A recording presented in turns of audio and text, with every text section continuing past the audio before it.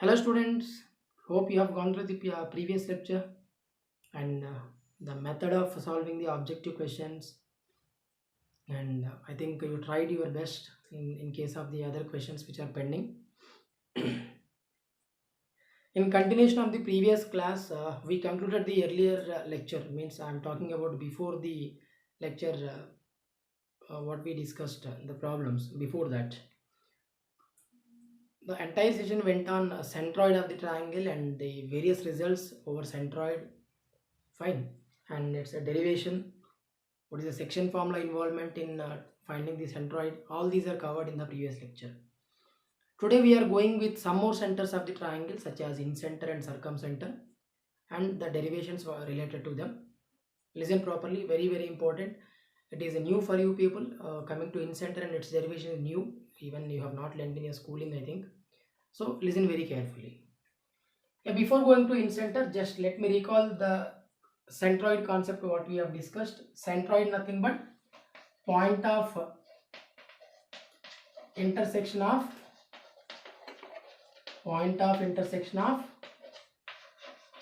medians is said to be centroid, and centroid divides the median in the ratio 2:1.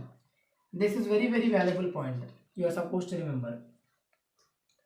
And the coordinates of centroid are given by x1 plus x2 plus x3 by 3 and y1 plus y2 plus y3 by 3.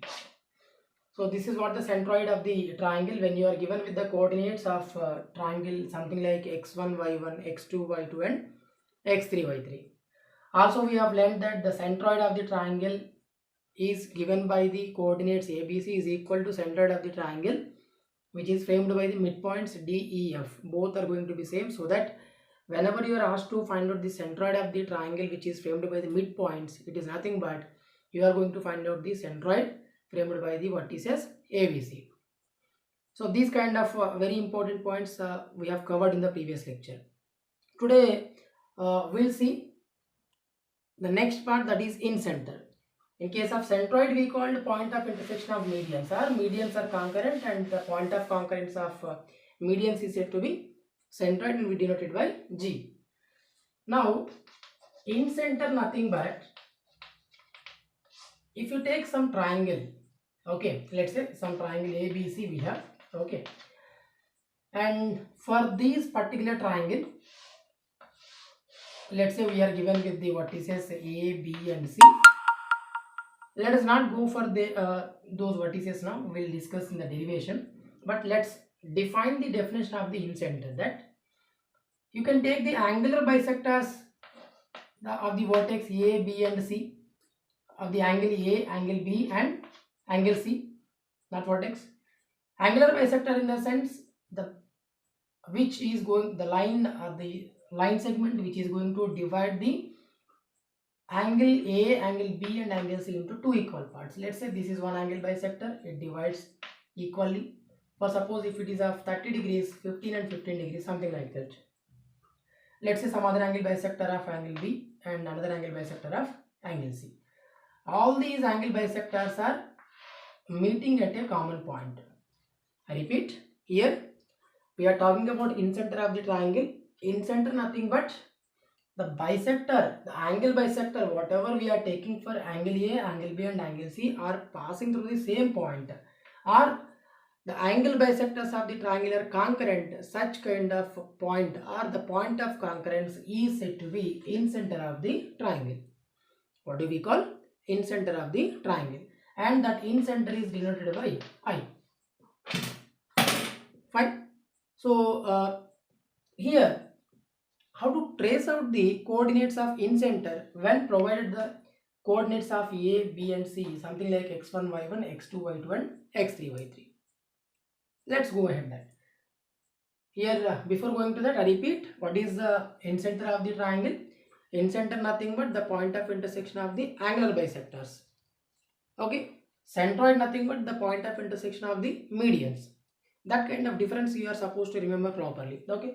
Now let's see the standard result of finding these incenter coordinates and its derivation. Now suppose you are given with the coordinates of triangle, let's say A x1 y1, B x2 y2, and C x3 y3, such that you can trace out the length of the sides of the triangle using the distance formula, that is between AB, between BC, and between CA. Therefore, the coordinates of the centroid I is given by AX1 plus BX2 plus CX3 by A plus B plus C and AY1 plus BY2 plus CY3 by A plus B plus C. What are A, B and C here? A comma B comma C are the lengths of the sides of triangle. What are the values of A, B and C here? Lengths of the sides of the triangle. Okay. Means here you will be given with only the coordinates of the vertices of the triangle, so that you can find the values of A, B, C using which formula? Distance formula. Okay, fine. Now to prove this, what to do? Let us see. Listen very carefully. Very important part. The derivation is very important and very conceptual. You should understand the concept very clearly. Let's see how we are going to prove. For suppose I am taking the triangle ABC with the coordinates provided. Let's say AX1 y1 and BX2 y2 and CX3 y3. And as I said you, the derivation is consisting of the sides, length of the sides of the triangle. Opposite to vertex A, consider small a, and opposite to vertex B, small b, and opposite to vertex C, small c. Means when you are taking A, you will be taking as the length of BC. When you are taking B, you will be taking as the length of AC. And when you are taking C, you will be taking the length of AB.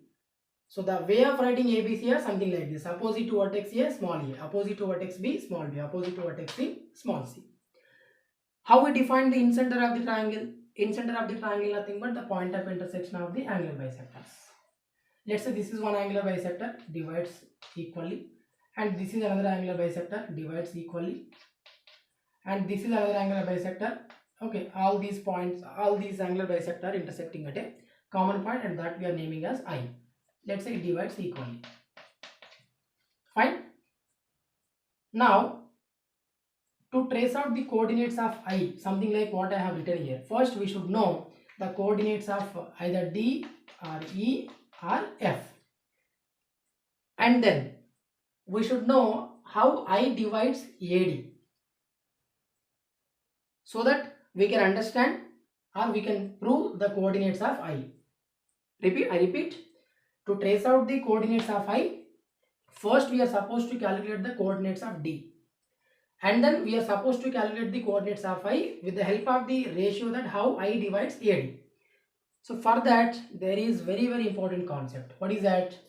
You have learnt in your schooling that if you are taking any angular bisector, let's say you are taking angular bisector from vertex A, okay, then this point D, definitely here D is not the midpoint, don't get confused. Here I am talking about angular bisector. Okay, here this D is going to divide BC in the ratio of AB and AC. How will I frame the statement here? If you are taking the angular bisector from vertex A, okay, and if it is going to meet its opposite side at D, then this D divides BC in the ratio of other two sides. Okay, so what is the ratio of other two sides? Okay, BD nothing but here I am taking C, and CD nothing but here I am taking B. As I said you are going to take its adjacent side immediately. D is going to divide BC in the ratio of other two sides. Therefore, BD is to DC is nothing but AB is to AC. What is BD is to DC? BD is to DC is equal to AB is to AC. That is the reason I have written C is to B. So, BD by DC is equal to, what is AB?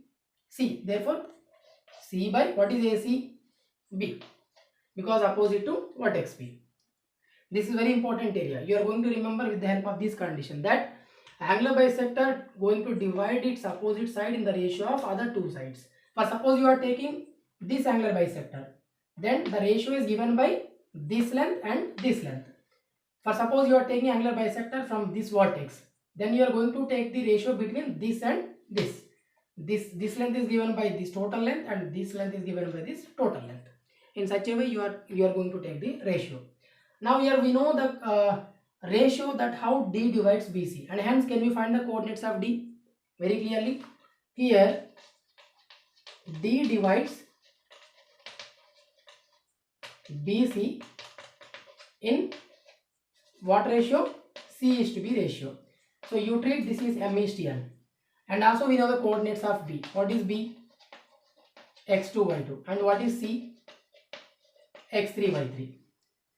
Okay. Now using which formula we can find the coordinates of D? Using section formula. Hope you got? Using section formula we can find the coordinates of D with the help of these two and the ratio. Okay. Therefore, D coordinates are given by mx2, means this is x1, y1, this is x2, y2. mx2 in the sense cx3 plus bx2 by b plus c or c plus b. Similarly, cy3 plus by2 by b plus c. Otherwise, you can write directly that bx2 plus cx3 by b plus c and by2 plus cy3 by b plus c.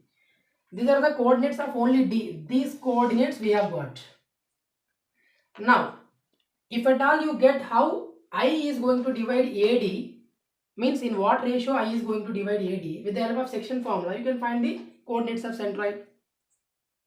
Up to here, I am going to explain you once again. We have taken the coordinates of A, B and C which are provided, and the sides of the length of the sides of triangle A, B, C are taken in such a way that opposite to vertex A small a, opposite to vertex B small b and opposite to vertex C small c. And then the point of intersection of angular bisectors is in center, so that I have taken the angular bisectors. And then according to the school geometry knowledge, that if you are taking the angular bisector from vertex A, okay, its opposite side got divided by the D in the ratio of other two sides. If you are taking from B, other two sides. If you are taking from C, these two sides. In such a way I have applied the condition, so that BD is to DC nothing but AB is to AC. BD is to DC is equal to AB is to AC. Therefore BD by DC is equal to C by B, and hence D divides BC in the ratio C is to B.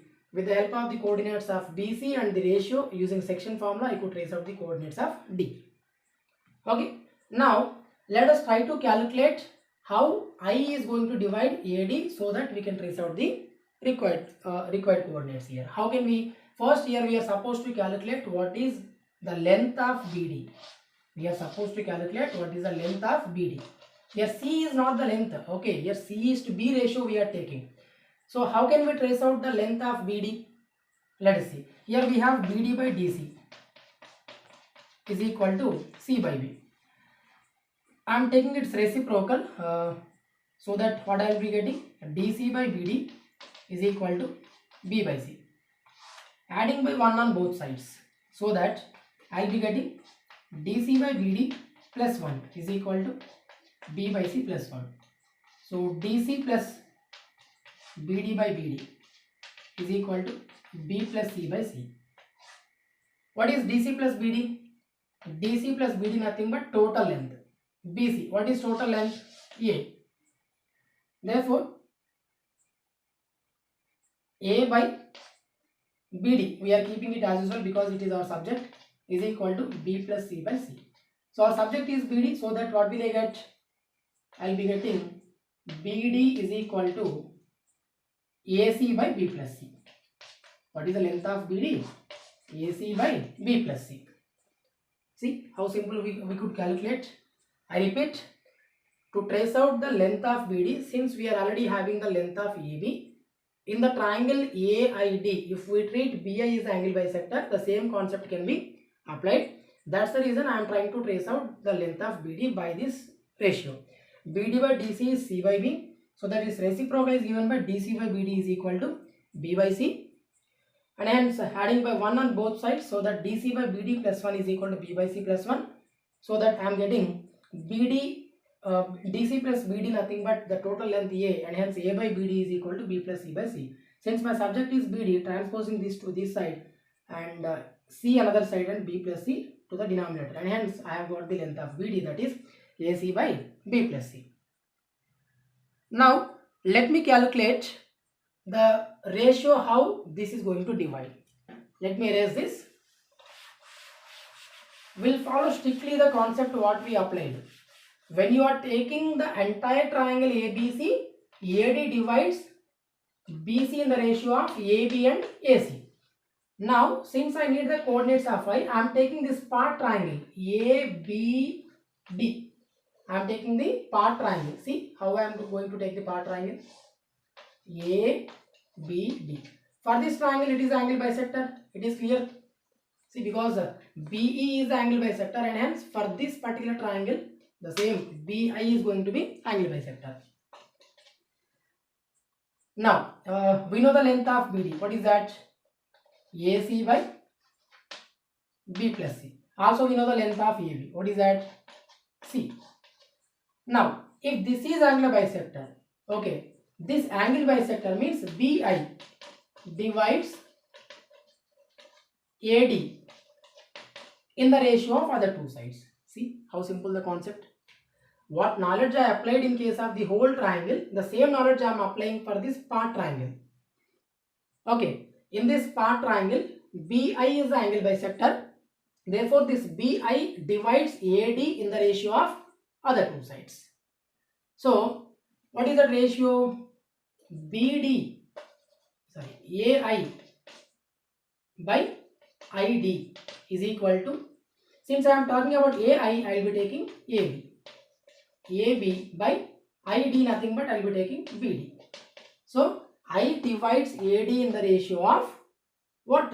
AB and BD. Therefore AI by ID is equal to, what is AB? AB length is C by, what is BD? AC by B plus C. And hence C and C gets cancelled, it goes to numerator, so that you will be getting B plus C by A. Therefore I divides AD in what ratio? B plus C is to A ratio. B plus C is to A ratio. Hope you understand. I repeat, after tracing out the length of BD, taking this part triangle such that I can trace out how I is going to divide AD with the help of the angle bisector BI. Here BI divides AD in the ratio of other two sides. Therefore AI by ID is equal to AB by BD. Therefore AI by ID is equal to AB is nothing but C by AC by B plus C, so that I will be getting B plus C by A. Now we are already having the data that how this I is going to divide AD, and also you have the coordinates of D. What are the coordinates of D? We have calculated. What is that? BX2 plus CX3 by B plus C, comma BY2 plus CY3 by B plus C. They are the coordinates of D. Also I have the coordinates of A. What are the coordinates of A? AX1, Y1. Also the ratio. What is ratio? Ratio is B plus C is to A. This is M and this is N. Now what is the formula we can use to trace out the coordinates of I? Section formula. According to section formula, mx2 in the sense B plus C into x2. This is x2. Okay, so bx2 plus cx3 by B plus C plus nx1. What is nx1? A into x1 by sum of the ratio P plus C plus A. I can write directly A plus B plus C.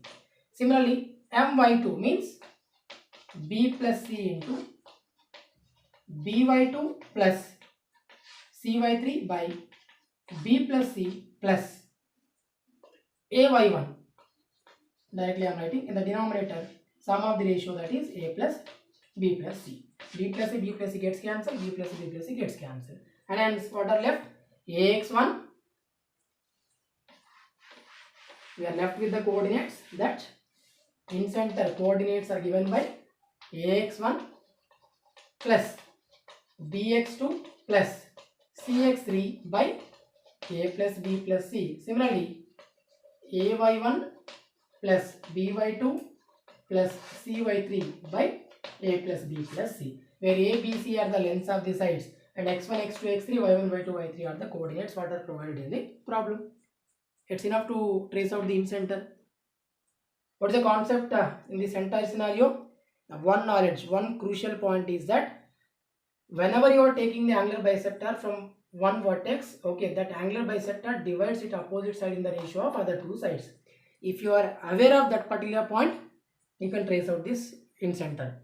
Otherwise, you will be facing tough time.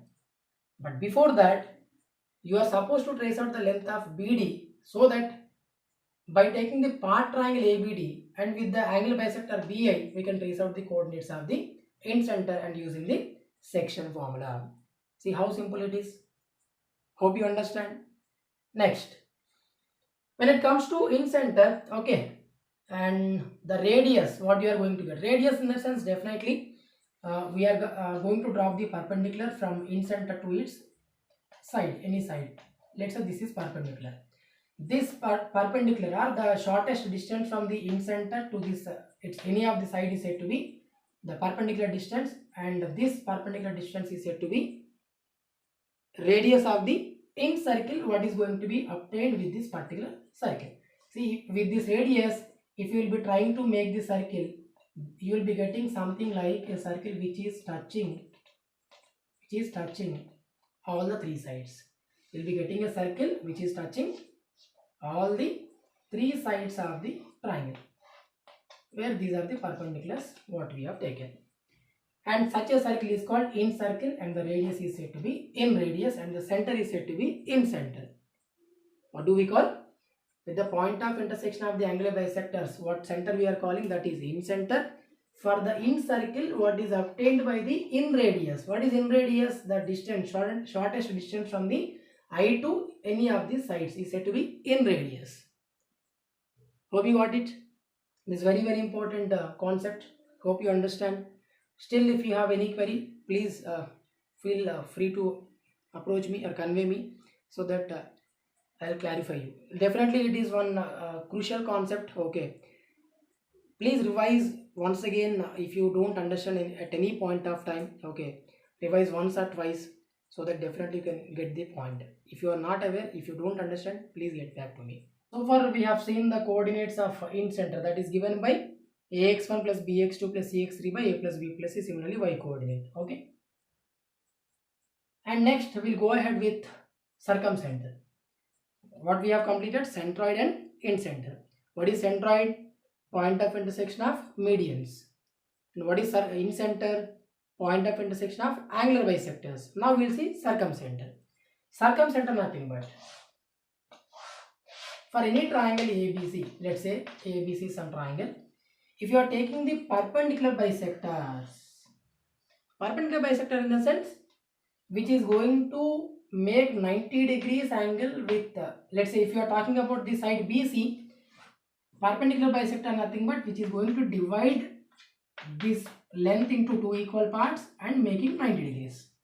That is said to be perpendicular bisectors. I think you might have learned in your schooling that how to make the perpendicular bisectors for the line segments in your, I think 7th class, 8th class you might have learned. Okay, so definitely since we have three sides of the triangle, all these three sides will have the three different perpendicular bisectors, and these perpendicular bisectors are going to be concurrent. The point of intersection of these perpendicular bisectors is said to be circumcenter. I repeat, what is circumcenter? Circumcenter nothing but the perpendicular bisectors what are taken for BC, CA and AB are concurrent. The point of concurrence of these perpendicular bisectors is said to be circumcenter, and we denote the circumcenter by S. And the distance between this S and any vertex, let's say that is SA or SB or SC, the distance between this circumcenter, and the vertices A, B and C. Okay, all these three are going to be equal. That's why we call these three are circumradii of the circle which we are getting through all the three vertices. In case of the incenter, where we got the circle? Inside the triangle, which is touching all the three sides of the triangle internally.